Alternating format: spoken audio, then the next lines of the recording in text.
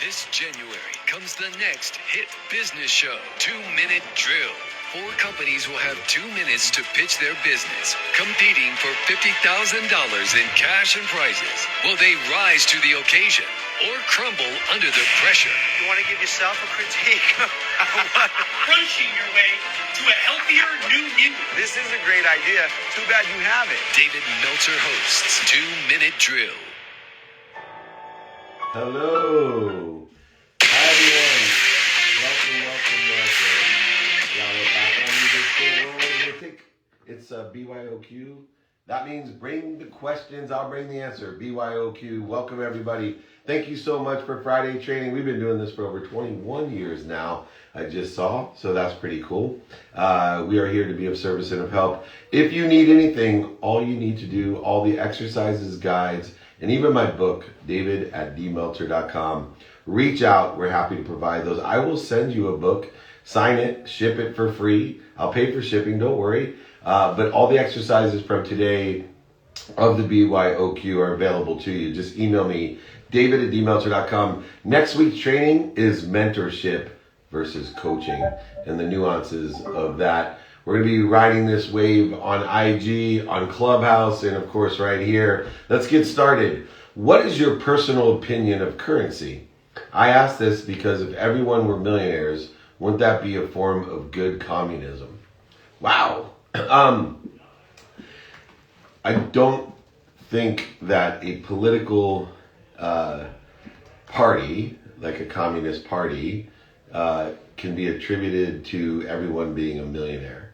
I think millionaires in an abundant world of more than enough of everything is a currency. And a currency is an object of energy that we put into the flow to get what we want. And if we could create an abundant collective consciousness of millionaires that were putting their currency into the flow, then I don't necessarily think that it would have to be through communism or socialism or capitalism. I think that devoid of any political structure is a currency of money and a philosophy and mindset of money that if we could convince the whole world that there was more than enough of everything for everyone, that we all could be millionaires. And the interesting irony to that to me is most of us wouldn't want to be millionaires if we truly believed and had faith, which is another currency, that there was enough of everything for everyone. So I'm not sure how to connect a political party or a political system, to being a certain amount of wealth. I subscribe to a theory that we all are wealthy, and we just have to figure out what's interfering between us and the wealth that we already are. We are all healthy, and we have to see what we're interfering with our own health and shift our paradigm and perspective. And tuned and aligned with my own mission, we are all happy. And we have to figure out what we're doing to interfere with that happiness. First up on Clubhouse is Mike Mamola. Mike Mamola, you got a question for me, my friend? I do, Dave. Good morning or good afternoon, depending on where everyone is. And my question is, when we talk about coaches and mentors, I have a pretty good idea, but I'd love to hear it from you, obviously, for all of the apparent reasons. When people are looking to coaches and mentors, what are the differences and what should they look for in each specifically? Yeah, I mean, this will be our training next week. I love the question, so I'm just going to touch on it to give a little bit of a taste of what next week's training is going to be about. But I think people, number one, don't know how to find a mentor or a coach. I think they don't know the difference between a mentor and a coach. And I don't think that they have the courage to ask for help of a mentor or a coach. I think they see everyone as a gatekeeper, not as a sponsor or power sponsor. But it's highest level. You know, we're looking to surround ourselves with the right people, the right idea. We're looking to get somewhere. And so it all starts with knowing what you want. It's same as ordering at a restaurant. You know, you could have a menu out there, but if you're too embarrassed to order what you want, you're not going to get what you want. Or if you don't know how to read or find or understand the menu, if any of you have traveled internationally and there's no pictures on the menu.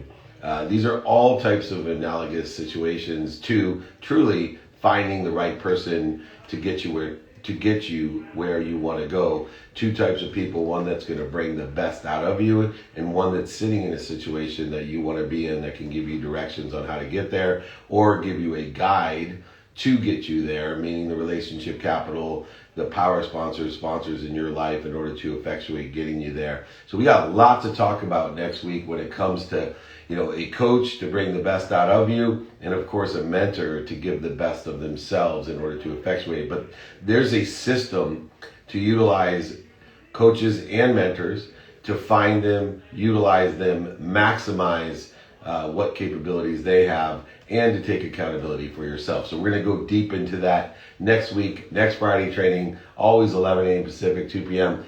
Hey, Mr. Mamola, thank you so much. I know you're down in the Bahamas, so what an honor for you to join me. Thank you so much.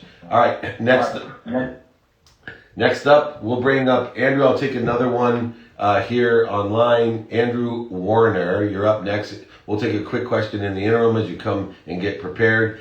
How can we turn a weakness into a strength? Well, I think gratitude turns every weakness into a strength. When we realize and are vulnerable and illuminate our weaknesses, we are able and capable through gratitude to find the light, the love, and the lessons in everything that we do. And so when we're capable of using gratitude, which is a tool to find light, love, and lessons, then we're able to transcend a weakness into a strength. When we move a weakness, and one of the abilities, gratitude will move your weakness into a different place, weaknesses can become strengths. For example, my size, shape, and abilities were a weakness when I played college football. But when I had the same size and body shape put onto an airplane, it became an incredible strength. So as I was traveling around the world with the greatest athletes in the world with, 6'4" to 7 feet bodies, and my 5'7" stature with really short legs and a long torso fit perfectly into a plane seat. So I could actually fly more comfortably in a middle seat on a commercial liner than they did on a private plane, because I just moved my weakness into a better place and it became a strength. A lot of times we just have a strength and aren't aware of it because it's in the wrong place, or we haven't done the work in order to utilize gratitude to find the light, the love, and the lessons in my weakness or our weakness in order to effectuate a strength, something that will improve where we're at, push us to a better place, a better situation, etc. Okie dokie, Andrew Warner, you're up next. Hi Dave, hi Jake. Thanks for bringing me up. So tell you a little bit about myself. So I did find a mentor in Mike Mola, not only being my cousin, but being my mentor, someone I look up to. Really, the question I had for you is, I'm a kid in my 20s. I'm just looking, what's the best advice of finding opportunity in whatever it is, investing or just growing your network or seeing where to go in life. Yeah, Andrew, thank you so much. Big fan of your uncle as well, and been mentoring him for years, and just a great business partner of mine, and even more importantly, now he's family with me as well. So totally appreciate you're actually in the right place by having someone like that, someone who sits in the situation you want to be in. very broad question for such a young person, so I'm going to help you out. You cannot find anything outside of you that you can't find inside of you. So what I want you to do is utilize 5 daily practices. And the first one that I want you to practice is to take inventory of who you are. Simply spend a minimum of 10 minutes a day to find out what personally is important to you today. In other words, what is your what? What is your what? What personally do I want? And then ask yourself, what personally do I want to do? What do I want to experience today? And 3, what do I want to produce? What things do I want to get done? What do I want to provide in service and value to others? And then finally, get into the practice of receiving. You can't give what you don't have. And so if you can get into the practice of receiving and practice those daily inventory and say to yourself, I don't know what I don't know.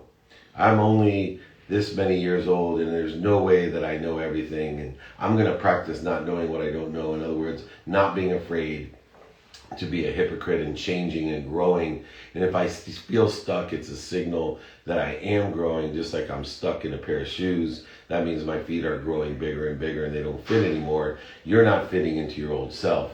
So when you're looking to see at a young age, it seems overwhelming what you don't know and how many opportunities and choices and options you have. The best thing to do is look within yourself to the values that you have. Take inventory of your values without any fear that you're growing, expanding, and accelerating, and that you yourself are changing. And that's a good thing. So if you have to go back to your friends weekly, daily, monthly, it doesn't matter, and say, I've changed my mind. I want to be a doctor. No, I want to be a lawyer. No, I want to sell this. No, I would like to be a speaker, an author, an entrepreneur, a consultant. Whatever it is you want to be, don't be afraid of being a hypocrite. Change your mind. It means you're growing, accelerating. Keep your options open. Look within to find those options, and you will live an accelerated, expansive existence, a journey that you will enjoy every day without quit, in the pursuit of all those options, opportunities, and your potential. Does that sound fair, Andrew? Yeah, that sounds awesome. Thanks, man. I really take the time talking to me. You're awesome, man. Thank you very much, and thank your uncle for me as well. Next up is Terry Thompson, the Double T. What's going on here? Let me take a quick question online. What do you think is more important, the first impression or the lasting impression? Well, I think... Oh man, that's so interesting. I would say the lasting impression, because we always have a way. There's so many people that at first may get the wrong impression, but through consistent, persistent behavior and exposure and awareness that they may have and be able to re-engineer a lasting impression, which obviously has a longer shelf life than a first impression. First impressions, though, are very important. They make it easier to create and accelerate a lasting impression. As you know, even on the respect that a first impression could close a mind, and it takes 1,000 times the amount of effort to open a mind than it does to engineer an open mind. And so I would say that both are important, but a lasting impression is of more value in your legacy and your mission of empowering others to empower others for whatever you want to do, which is the best way to get exponentiality in your life, to grow, to expand. So to create the lasting impressions, the legacies that we want, for me, to empower others to be happy, which is why I'm so grateful and full of joy for everyone that's here online, on IG and Clubhouse. Thank you so much. All right, Terry, you're up, my friend. Hey, David, appreciate it. Thanks for having me on here. I love everything that you're doing. So my question is about the future of online education.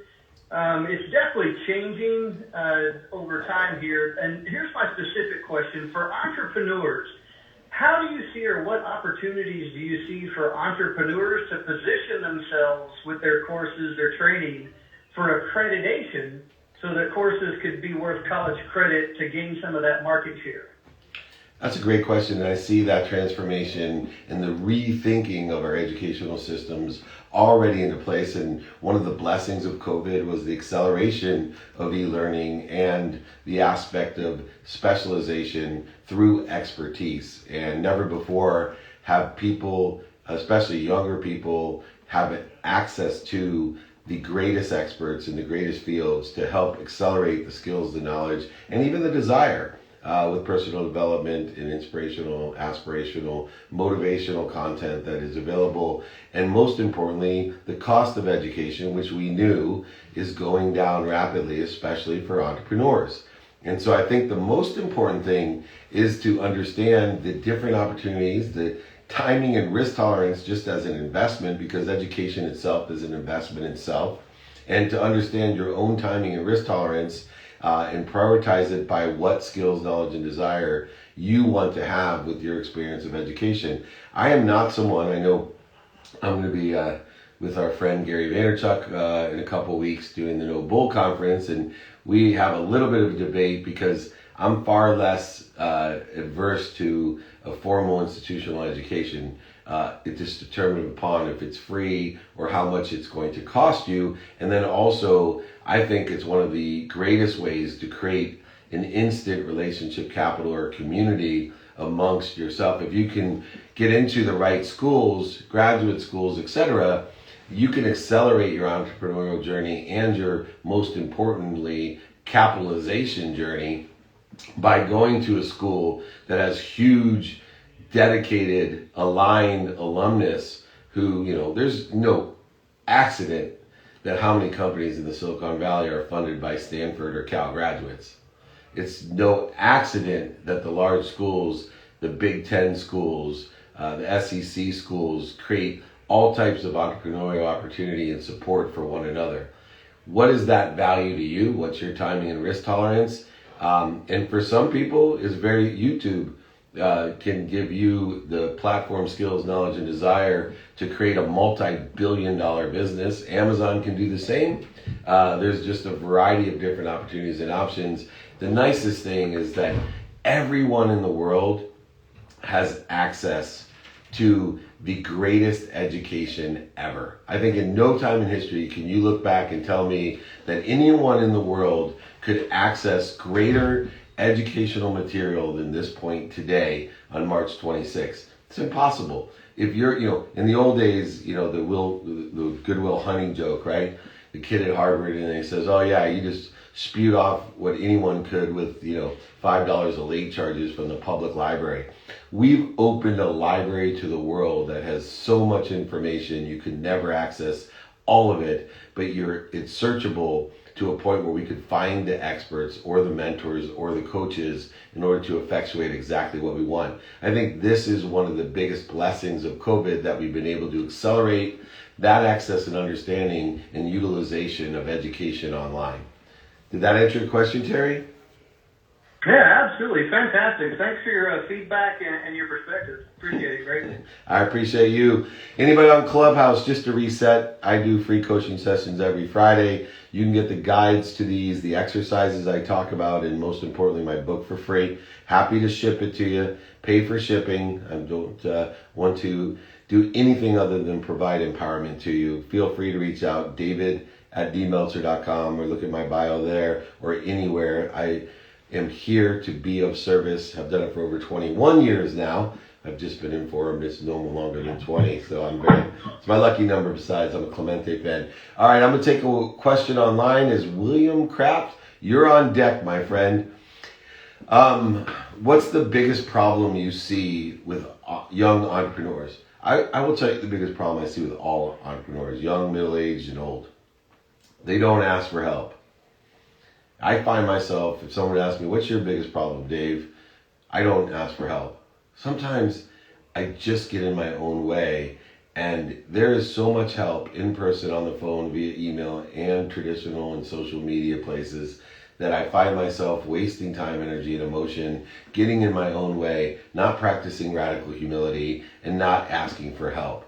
You are far greater to find the open minds of the world and ask them simply, get a pen, do you know anyone that can help me? There's only two types of people in my mind. One, a sponsor, someone that knows someone that can help me. And two, a power sponsor, somebody that can help me and knows somebody that can help me. To be able to effectuate that with that perception has unbelievably allowed me to get to places faster than you've ever believed. When you ask for help, it's simply finding someone that's sitting where you want to be and asking them for directions. No easier way to get somewhere than that. All right, next up I have William Kraft. William. Hey, David. Thank you so much for putting this room together. It's absolutely amazing. My question is really simple. And how do you approach competition? So number one, comparison is different than competition. So comparison to me is the thief of joy. So many people, they think they need to be comparative and not competitive. I think competition is extremely important. In fact, my journey to happiness, my philosophy of happiness is a competitive philosophy. What is it? To enjoy the consistent, that's every day, persistent, that's without quit, pursuit, that's competitive, of my potential. My competition is every day to be my greater self, to plateau and grow, to look only within. And my competition is to be aware of what creates that interference, void, shortages, and obstacles between me and my higher self, my greatest source of power, light, and lessons, which I'm connected to at all times. My greatest competitor is to me to compete against my own ego-based consciousness, to compete against the need to be right, offended, separate, inferior, superior, anxious, frustrated, and angry, to separate instead to fight the separation, to remind myself of the oneness and what I am connected through and to for others. It's amazing how many people steal their joy because they're competing against something they'll never win. Others. If you only compete to be your greatest self, you will have a fulfilling, passionate, purposeful, and profitable journey, without a doubt. And so I think a lot of people confuse comparative to competition. I'm a huge fan of competition of self, and to expand, grow, and accelerate to our higher self, and to utilize that expansive philosophy and competitive philosophy within itself, where instead we use a comparative definition to competition, which only robs our joy, creates more interference, voids, and shortages. There'll always be something outside of you that you can't control that you may find steals your joy. So look within, compete within, and you will find passion, purpose, and profitability. All right, next up, I'm going to take a question online. Is the next person on deck on Clubhouse, Shanil Sadrani. Just a pleasure to have you here. What have you found to be the most effective strategy to use while networking? For me, I'm very systematic in my networking. I believe that the successful people that network have created a discipline, a habit, a strategy to networking. My discipline, habit, and strategy is to network 7 days a week, to make sure that every single day I'm asking as many times as I can in person. So creating a habit of asking people in person, what are you doing today? Where are you from today? What do you like about it? What don't you like it? Would it help you if? Do you know anyone that could help me? Same thing via email, same thing versus phone and text, same thing in traditional media and social media. Do you realize that on average, everybody knows about 1,000 people minimum? Therefore, if you simply ask one person a day, that's 30,000 people a month. If you ask one person on each platform a day, that's 150,000 people a month that you simply have reached in some sort of frequency to effectuate other people sharing your ask to help find the best suited people that can effectuate what may be difficult to you but simple to them. Remember, one of the things I always look for within myself to know my own capabilities is when people tell me, how do you do that? That's amazing. I could never do that. Those are all signals. It raises your awareness to what your superpowers are, what makes you special, your capability that you can offer as a service or a value to others. So look for that as well in others so that when you network, you know specifically how you can be of service or value to them, but more importantly, how or if they know someone that can help you. Okay, Shanil, you are up. Hey, David and Jake, thank you for having me on here.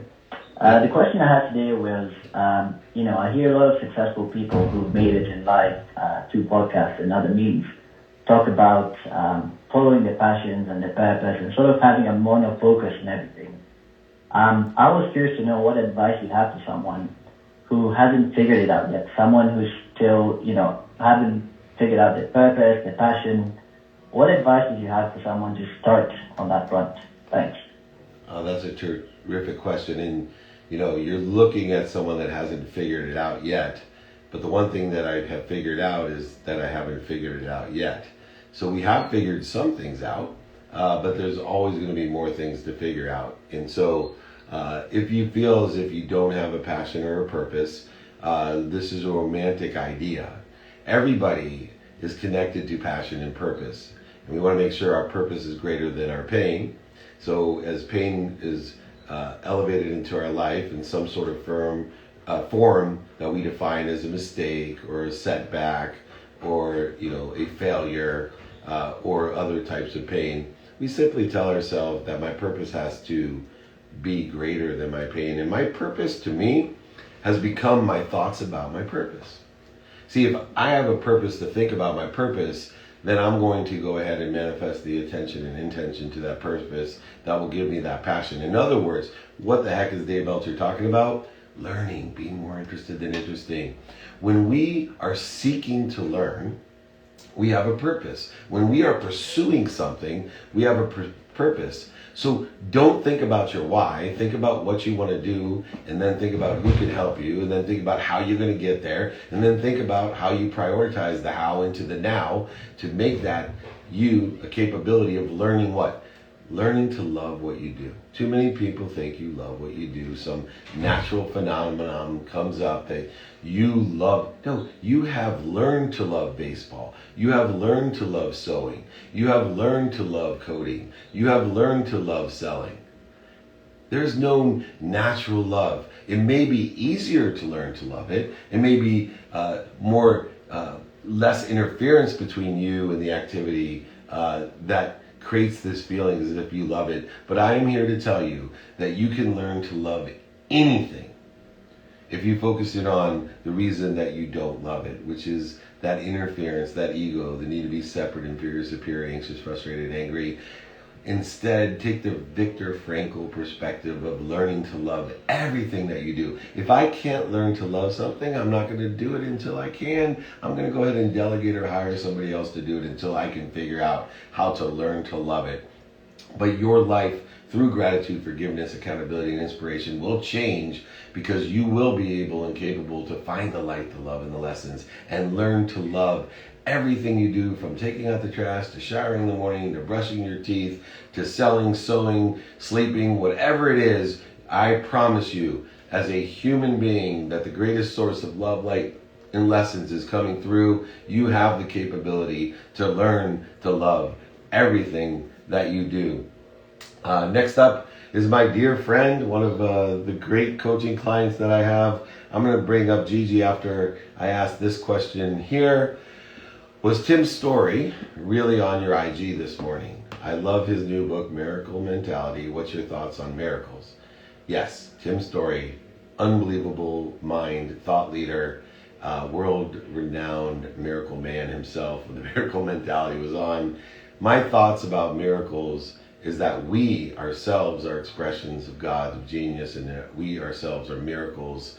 And the only thing that gets in our way of understanding that each and every one of us is a miracle is the grievances that we create ourselves, the judgments and conditions that we put upon things, the fear and the interference that we put onto things. And my thoughts on miracles is that every day we are all miracles, and we are here to shine our own personal light and also to liberate others to shine their light. And if you can shine your light as a miracle and inspire others or liberate others to shine there through a mindset, you yourself will live the miracle mentality, as Tim Story talked about today on our IG. And his new book, Miracle Mentality, is a perfect testament to finding the light and liberating others with that light, coming to a realization and actualization of the miracle of your mindset. And you yourself are a miracle, and you yourself are your mind. All right, my two favorite letters in my coaching program. Gigi. Hi, David. And yeah, for the person who asked about IG, I think it's already posted on David's Instagram if you want to check it out. So, David, my question is, since I'm been around you for a couple of months now, is how do you manage to actually empower people? Because one thing that I noticed is you don't have an audience. You actually raise our vibration. So what is the strategy, or what are you thinking of elevating all of the people who are always listening to you and not making them feel less than you and making them believe they achieve anything. Because this is what you've done to me, and I wonder how can I do that when I go and speak and things like that. From the day I started my mission to empower others to be happy, it was going to be simple.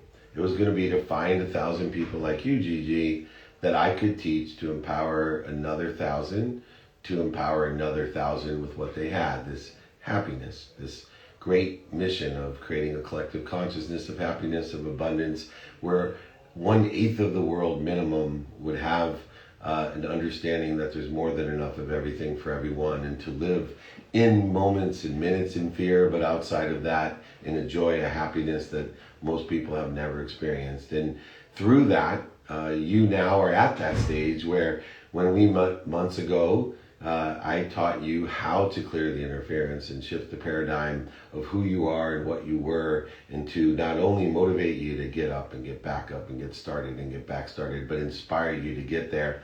And now it sounds as if you're at that wonderful stage of scaling for me, where we can teach you to do the same thing that I do, which is to speak to people one person at a time, to directly connect to a message. I don't speak so people listen to me. I speak for what people listen for. And I have to do a lot of research and take a lot of time and take a lot of effort for my great mission, with pure faith that I'm going to continue to angle to something better in my life, a greater abundance, not only for me, but for others, and to teach others in the same respect.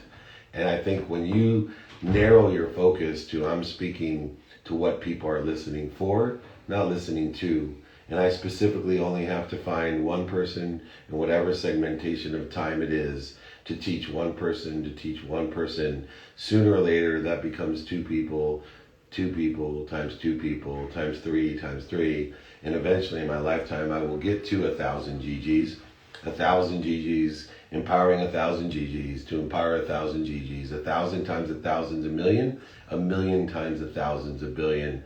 So specifically, stay focused, continue to believe that you're only moving to a better place, a better position, or making others' positions better as well. It's always a joy to see some of my coaching clients join me on Fridays for a little bit more clarity and ask these tremendous questions. I call them softballs. So I do not, it's a catch-22 for me, because I think that Clubhouse should be a community. It shouldn't be a plug house. So I try not to plug too much in there, but you are a joy, Gigi. Thank you so much. I appreciate the question. Thank you. You're amazing.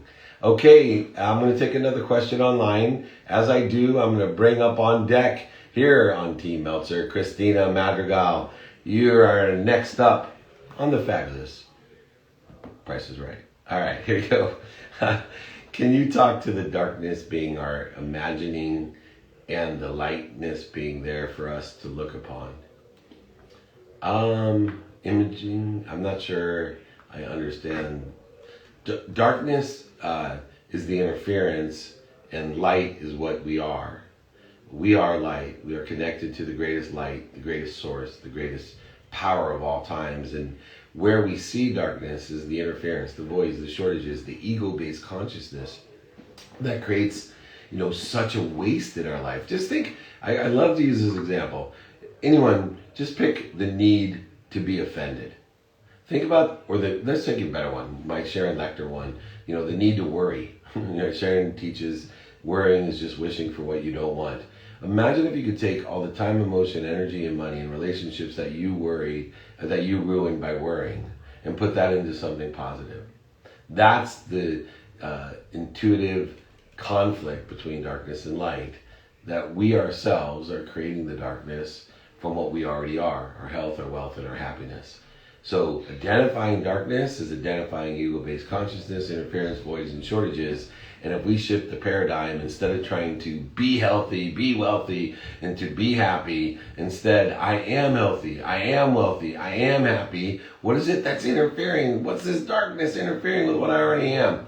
That's where the light comes in, and it comes within and through us to not only share with others, but to clear the darkness. Remember, one particle of light will overcome 1,000,000 particles of darkness. Go ahead, walk into a dark room and light a match. watch how many particles of darkness disappear, dissipate, or dissolve. It's amazing. Okay, next up, one of my faves, Christina. What do you got for me? Hi, happy Friday, everybody. Thanks for having me. I really appreciate it. Feel excited on The Price is Right. So my question today is, one of the lessons I've been learning and realizing that's been coming up in my life is that I'm incredibly critical of myself, and it's reflecting in being critical of others as well. And it's kind of it's just showing up a lot lately, just this high expectation that I have that's becoming critical, and it's not super great for the flow of what I'm trying to get done. So can you speak a little bit to what might be happening, or any kind of ideas of getting that critical thoughts and thinking outside of my head? Thank you so much.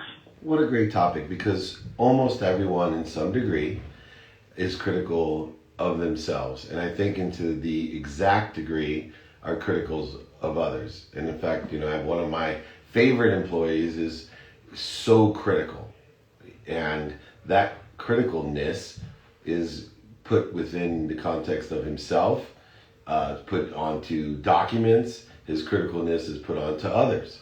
And so I think it helps us when we detach self from a behavior like being critical, and realize that the behavior itself, if it's applicable to self, it will be applicable to documents, it'll be applicable to others, it'll be applicable to images, to movies, whatever it is. That is a behavior. It's a form of vibration or frequency of awareness. And that being critical, right, it could be a weakness, but it also could be a strength. And so for me, because I am someone who has a capability or a behavior called being critical.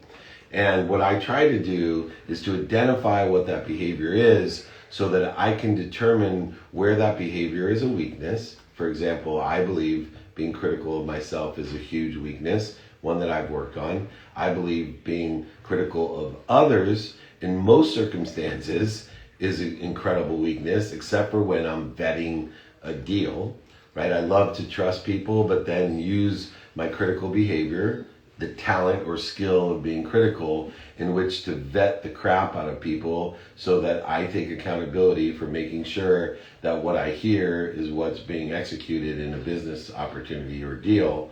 And so you can see how being critical is not good or bad.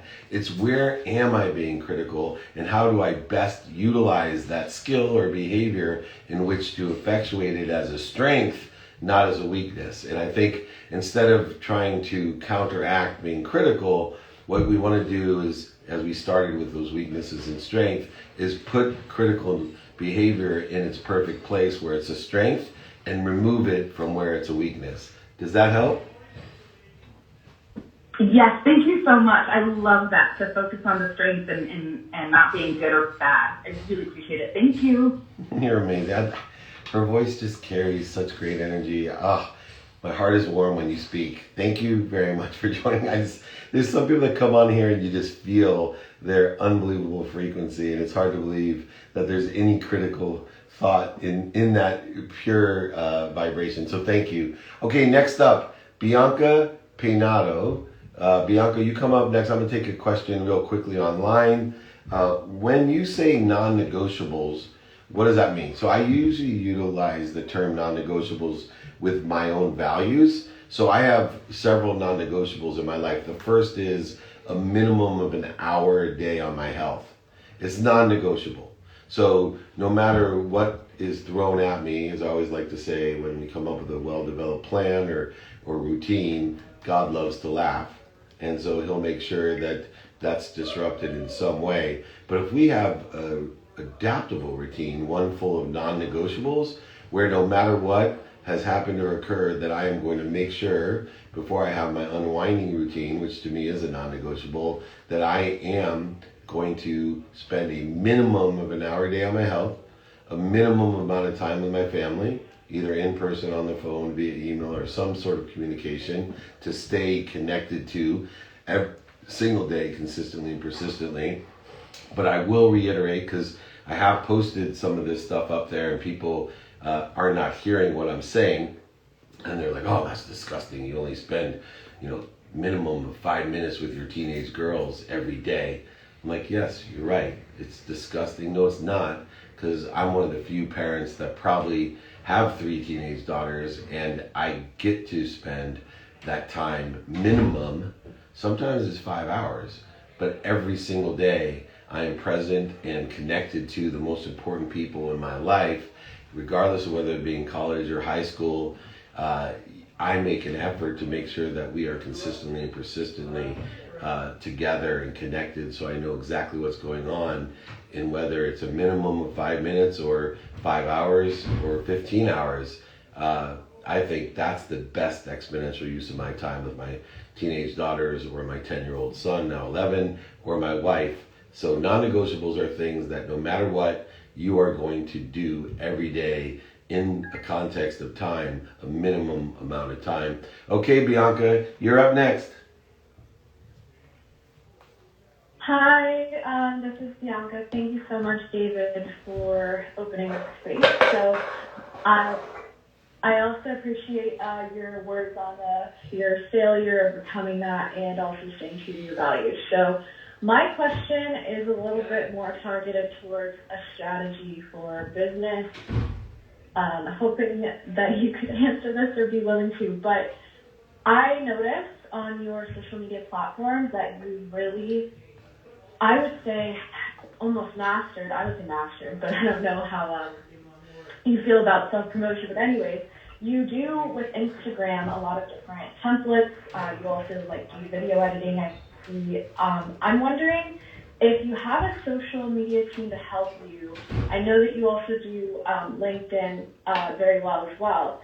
But if you have any advice on social media strategy, I founded a nonprofit, so it's not just something I'm trying to promote, my own self businesses per money making and all of that. But it's super helpful, and I appreciate your.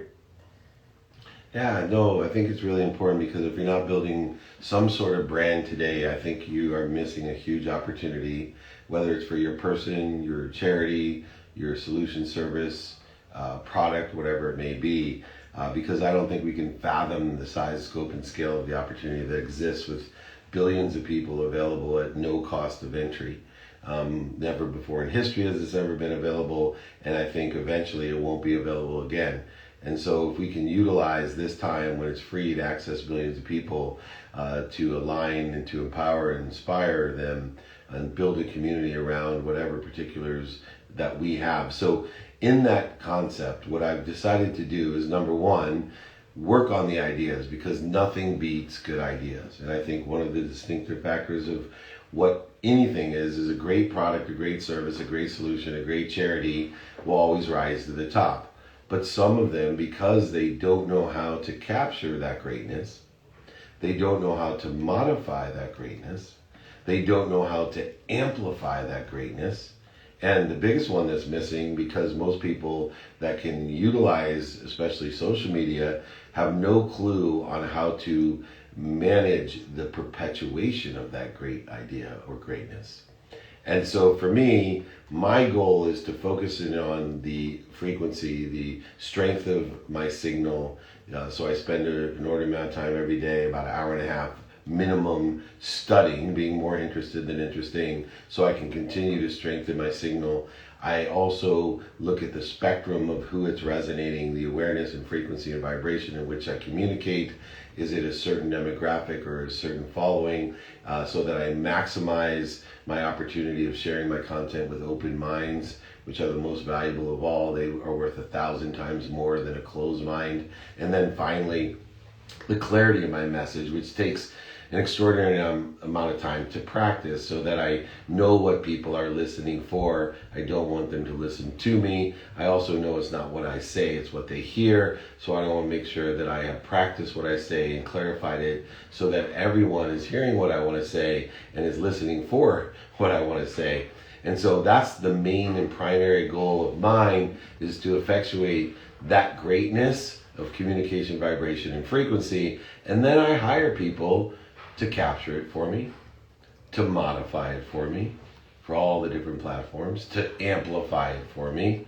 And we all work together, collaborate together to figure out a perpetual strategy so that 10, 20, 30 years from now, as the community, which is exponentially growing, accesses as multi-generational, the very first video I did, the very first TED Talk I did, the very first book that I wrote, the very first stage I stepped on, the very first podcast that I did, the very first TV show or movie that I did, whatever it may be, that perpetual content still resonates a frequency of an audience in a spectrum, strengthening my signal, building a community to empower others to be happy. And so my personal suggestion would be focusing on being great, and you can always hire people to capture, modify, amplify, and perpetuate that greatness. And so if you haven't reached that level of in just practice, and through that practice, utilize that in relative, I think I would say in relative distribution to the vibration or frequency or greatness you're able to create, you'll be able to invest an equal amount of time by either hiring or doing the capture, modification, amplification, and perpetuation. And they will rise together, and all those tides will help the other tides rise as well. I think that's a fantastic concept for everyone to share and to think about.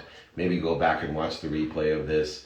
All of these, the replays, I have, speaking of which, over 700 episodes of Millionaires, Billionaires, Entrepreneurs, Celebrities, Athletes, Entertainers. But the top downloaded podcast of the playbook is these trainings. So go back, watch the replay on the playbook. Every single platform featured, Spotify, Apple, Entrepreneur, Google. Just check it out. You'll be able to watch this replay.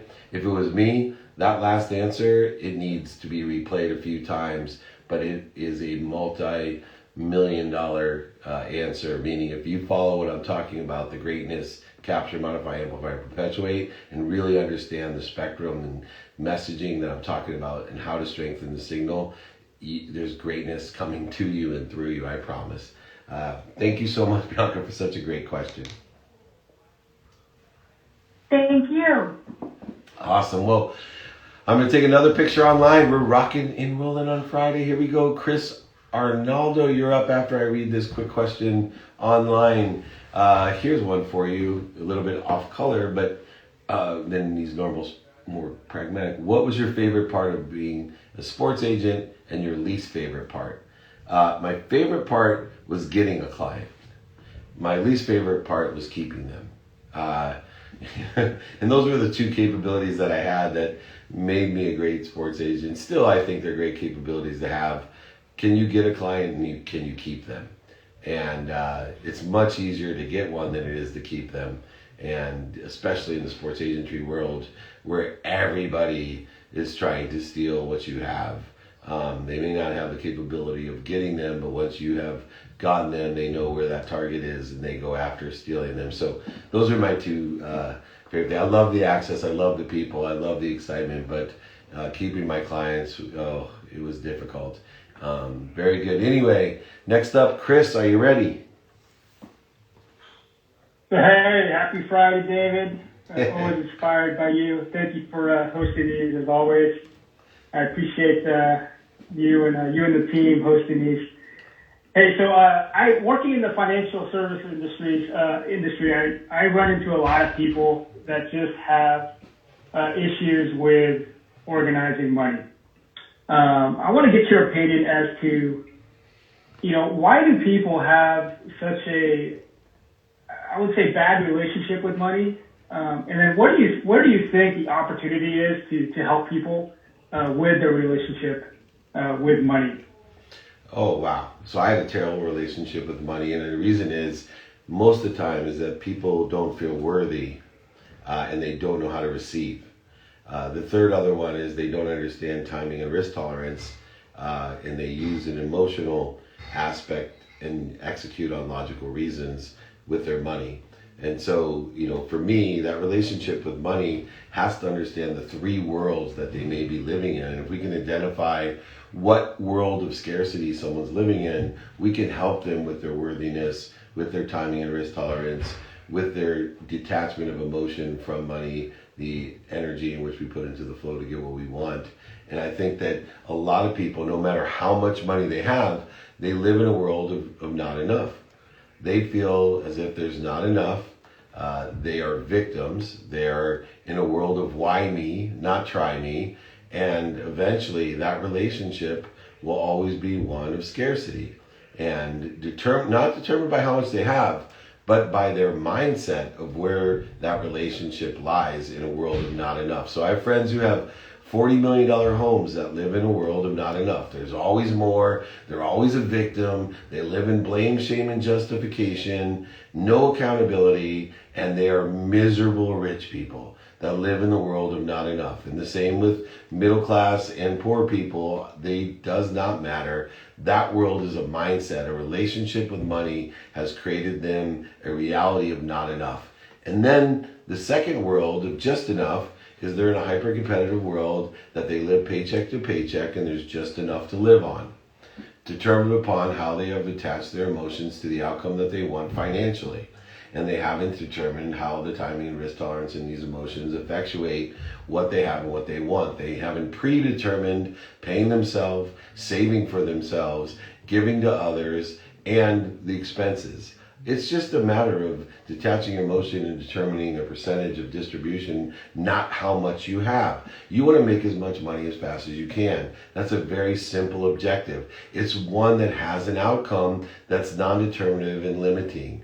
It's not a scarce outcome, but most people live in this world of just enough. They live like a tube, paycheck to paycheck, living and thinking that they just have enough to get by or just for them. They buy things they don't need to impress people they don't like because they have a relationship with money that is not a healthy relationship of abundance. The abundant relationship that we want to teach people through the aspect of detachment of emotion, through the aspect of identifying your timing and risk tolerance, through the aspect of a distribution that's devoid of that emotion, which is determined upon what you're going to pay yourself, what you're going to save yourself, what you're going to give to others, and what other expenses you need in order to have an existence determined upon your own values. These are very simple ways to transcend.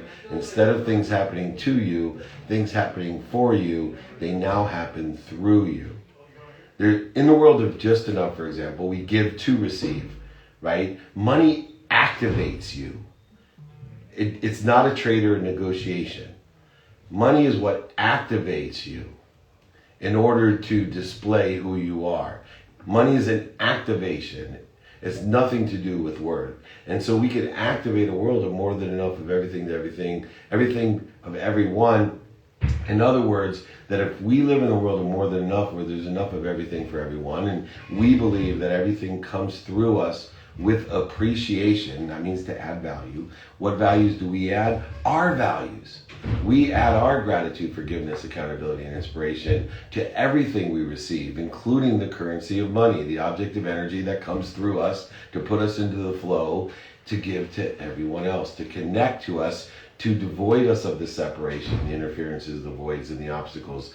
This is a crucial relationship in our life because money is one of the two major currencies of your existence. Money is the object of energy to get what you want. If you utilize it to get what you want and you want the right things, you're going to be happy, which is the ultimate goal.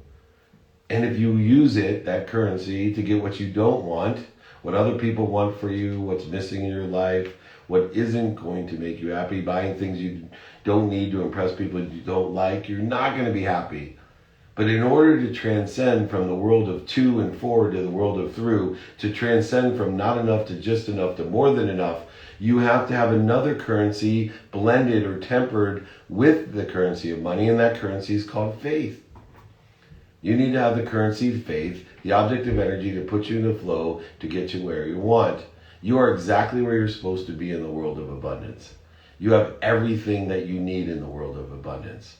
And you will do everything possible to angle to more to come through you in an abundant world because there's more than enough. You are angling to what you want next with faith that you're going to end up somewhere better for not only you, but for everyone with everything. And if we can transcend from the world of not enough to just enough and transcend from there to a world of more than enough, we will collectively have a consciousness of happiness, which is my ultimate mission. Does that sound fair? I love it. Thanks, Dave. Appreciate you. Thank you, Jake, for moderating. You're awesome. All right. Yes. Thank you, Jake. I know I've made you're such a great little moderator there, my brother, but made your job easy today. All right. We have 5 minutes left. I'm going to take one question online, and then I'm going to take Bobby Makepeace. You will be our last question on Clubhouse. I just want to reset free coaching on Friday, every Friday, IG Live, Clubhouse, online. You can watch the replays on the playbook. Just download it. It's free. It's on Spotify, Entrepreneur, Google, Apple. Doesn't matter. It's featured everywhere. Just look up the playbook and you will find all of these trainings, over 700 podcasts there. And my books, guides, and exercises are all free. Just email me, david@dmeltzer.com. Okay, quick question here. With the access of the library we are blessed to have today from the internet, would you say college is necessary to be successful? I kind of touched on that one. How can you become better at allowing yourself to receive from others? I love this one because I think that we all have a problem receiving in one respect or another. You know how we become better at receiving? Is we allow ourselves to receive. We practice it. We practice asking for what we want. Do you know anyone that can help me? And we find the sponsors and the power sponsors in our lives. We look upon everyone as a sponsor and a power sponsor with an abundant eye for an open mind. Remember, an open mind is 1,000 times more valuable than a closed mind, even if they're exactly your low-hanging fruit. You know, I worked in sales for so many years. I coached so many sales forces, executives in sales, and they're so stuck on finding the exact candidate, the prospect that fits exactly into their criteria, the lowest hanging fruit. I said, there's a problem. There's a problem with that lowest hanging fruit. They have a closed mind. It's the wrong time, emotion, or value right now. They have a closed mind. And that open mind over there, the one that you can just ask, you know, one that can help me, is 1,000 times more valuable, and it doesn't cost anything. It's so easy. You just got to ask. And so you need to allow yourself to receive by practicing receiving. And the way that we practice receiving is to ask for what we want and see exactly how we feel and how the other people feel and how the people who witness it feel. And pretty soon we'll realize that receiving is equal to or greater than in importance to giving, because you can't give what you don't receive. All right, last question. No better person than a man named Makepeace. Bobby, Makepeace, and be happy. You're up, my friend. Hey, David. Thanks for having me. Really appreciate you letting me come on and have a word with you. Absolutely. So I've come to a bit of a sticking point in my financial life and my sort of life. I currently live at home. I moved away from London because of a few mental problems I had. I had to move home and sort shit out here. And for a while, I started to create local contacts here as a summer photographer. I started getting night photography jobs, portrait jobs, etc. And since the pandemic, things actually went good for me because restaurants needed work and stuff. But I've come to a point now where I've worked side hustles. Like my side hustle was actually a real job. I was a postman for a bit whilst doing portraits at the weekend. And there's all this like work that is really mundane and soul destroying for me. But right now I'm so happy because I'm not working anything like that. I'm literally solely working on photography and like doing like a gratitude project and approaching people in the street and creating content on TikTok. I joined Clubhouse 2 days ago. I'm so excited by this whole platform and being able to speak to people like yourself. But financially, there's no money coming in. And it scares me because I think, well, because of where I live, everyone's settling down, buying houses, getting the newest thing. And I know what you're getting at with the whole buying things to make people think that you're better than you are, but it's hard because I do want my own place. I don't want to live at home. I'm 30. I've lived on my own before, and I'm back. So, but there's no money coming in. But I feel absolutely fulfilled yeah, I can't speak. I feel really fulfilled and happy as a creative right now and an artist. Yeah, no, a lot of artists and creatives feel that way, and they're lying to themselves. They're not challenging themselves. Look, you want to move out, you should move out. And, I was thinking when you were a postman, you were going to tell me that you would take your camera or your phone around with you, and while you're being a postman creating art. I did. Your portrait. I got told off though. Okay, but then find another activity you get paid for that can complement or be synergistic or supplementary to the skill sets that you have, either by overlapping them with what you do, utilizing time to your advantage, also using your mindset to find the love, the lessons, and the things that you do to have that activity you get paid for. And so if you really want something like to move out and have your own autonomy in your own space, if that's important to you according to your values, then stop lying to yourself and figure out a way to learn to love an activity that will pay for your own place, because you obviously have the capability to do so. You have the skills, the knowledge, and desire. And I think the creativity you have and the desire you have and the passion you have has a lot of alignment, have a lot of possibilities and capabilities that are synergistic, supplementary to things that are doing well, that pay very well, activity that is stable right now that pay very well, or even lottery tickets and things you could make a lot of money with. If somebody has that skill set, there's so many digital things that are going on that need people like you with creative ability. You need to be more interested than interesting. Find those opportunities. Ask for help. Like I said, anybody asks these types of problems and you feel like you're stuck, please email me, david@dmeltzer.com. I will help find you the right people that can help you understand that alignment, that synergistic and supplementary value that you have currently with the skill sets that you have, and even the love that you've already ascertained by learning to love photography and art the way that you have. We lie to ourselves. We create these void shortages and obstacles in our mind.